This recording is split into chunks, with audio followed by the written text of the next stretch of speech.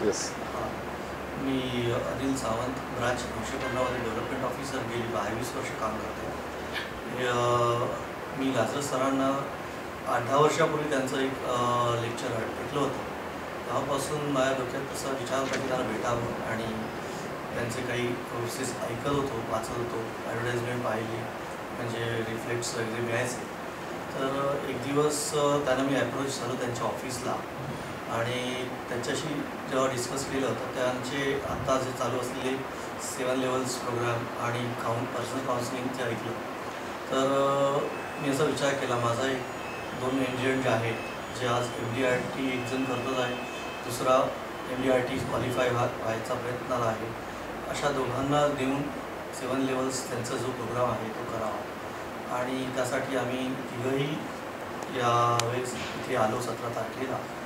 Programme खूप सुंदर आहे आणि बेसिकली ज्या कॅल्क्युलेशन्स आम्ही शिकतो आहे 7 लेवल्स प्रोग्राममधल्या आणि कंपाऊंड इंटरेस्ट आणि लोनच्या बाबतीत, तर त्या एकदम छान आहेत. म्हणजे त्या कॅल्क्युलेशन्स पाहिल्यात वाटतं की या बेसिसवर इन्शुरन्स विकण्यासाठी आपण गेलो, म्हणजे एजंट जेव्हा जाईल मार्केटमध्ये तर त्याला कुठची अडचण येणार नाही बेसिकली. कारण जसं सरांनी सांगितलं की सम ॲश्युअर्डच्या जागी कॅपिटलबद्दल बोला, त्याच्या ॲसेट ॲलोकेशनबद्दल डिस्कस करा. कुठेही इन्शुरन्सचं आम्ही डिस्कशन न करता ह्या विषयावर आपण सहज त्याला फायनान्शियल प्लॅनिंगच्या माध्यमातून इन्शुरन्स सेल आपण करू शकतो, हे मला वाटलं आणि आवडलं.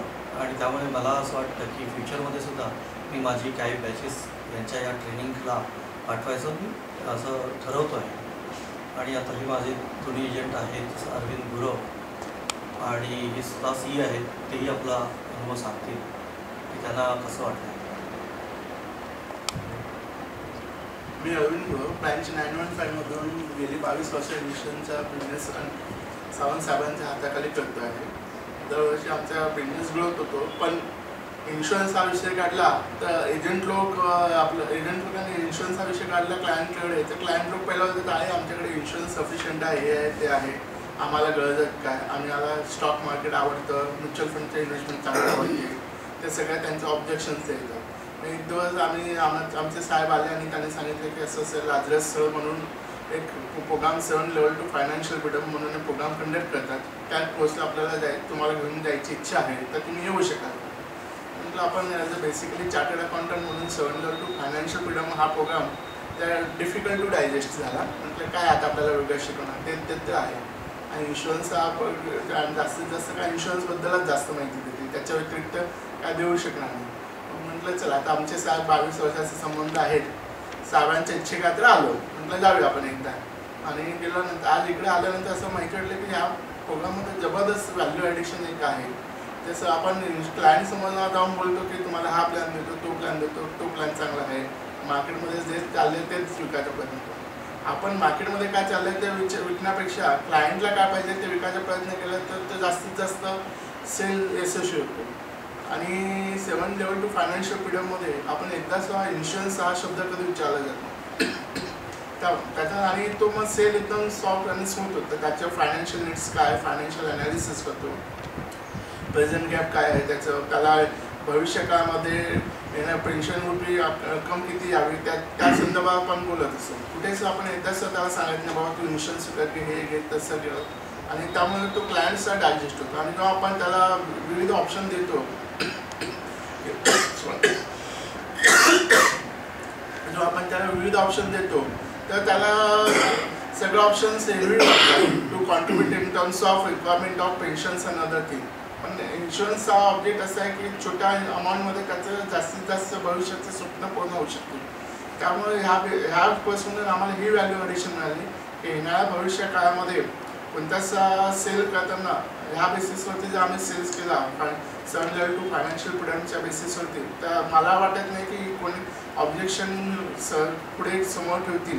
आणि everybody will go happily to invest in such a types of insurance. मेरा नाम कमल पोदार है, मैं अनिल सर के साथ में लास्ट 22 वर्ष से एजेंट हूँ, ब्रांच 915 से.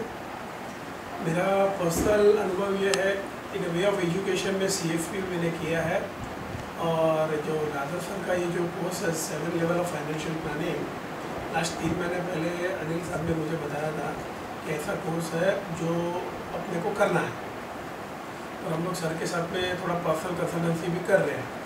तो मुझे लगा कि मैं ऑलरेडी CFP हूँ और मेरा म्यूचुअल फंड, इंश्योरेंस सबका मैं बिजनेस कर रहा हूँ, तो मुझे ये ज़रूरत लगेगी नहीं लगे, मतलब कहाँ पे एक ब्लॉकेज था मेरे माइंड में भी कि भाई अपन काम कर रहे हैं मगर ओवरऑल काम अच्छा हो रहा है, और जो इंश्योरेंस में जो लेवल से काम होना चाहिए वो नहीं हो रहा है, because maximum time other financial instrument में डाइवर्ट हो जाते हैं। फॉर एग्जांपल म्यूचुअल फंड है, म्यूचुअल फंड में भी काफ़ी टाइम चला जाता है।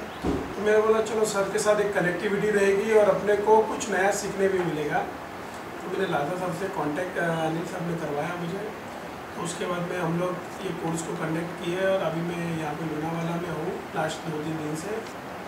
तो एक्चुअली CFP में मैंने ये सब चीज़ पढ़ाई की थी, मगर प्रैक्टिकली जो फाइनेंशियल गैप का जो रिक्वायरमेंट है, जो किस तरीके से क्लाइंट को फाइनेंशियल गैप दिखा के उससे और इन्वेस्टमेंट अपन करवा सकते हैं, तो उसका एक क्लियरिटी यहाँ पे मिल रहा है कि ये जो इनका 7 लेवल ऑफ फाइनेंशियल प्लानिंग से मैं वो गैप को अचीव कर पाऊँगा और क्लाइंट से दोबारा बात करने का एक मौका मिलेगा। जो मेरे अच्छे क्लाइंट हैं जिन्होंने ऑलरेडी पहले भी इंश्योरेंस लिया है मगर मैं छोड़ दिया, क्योंकि कोई क्लाइंट बोल रहा है कि टर्म इंश्योरेंस करना है, मुझे म्यूचुअल फंड में डालना है, अदर इंस्ट्रूमेंट में इन्वेस्टमेंट करना है।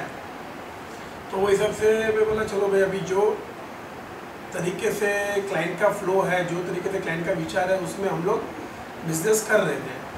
अगर अभी यहाँ पे आने तो लगा कि भाई ये 7 लेवल ऑफ फाइनेंशियल प्लानिंग का कॉन्सेप्ट अगर अपन यूज़ करें अपने बिजनेस में without talking about insurance, just to show them कि भाई इन योर फ्यूचर में व्हाट इज़ योर रिक्वायरमेंट और जो आपके गोल है उसमें क्या गैप है, तो गैप से we can plan out in way of all financial instrument, and we can give them insurance in other aspect also we can give the benefit to the client।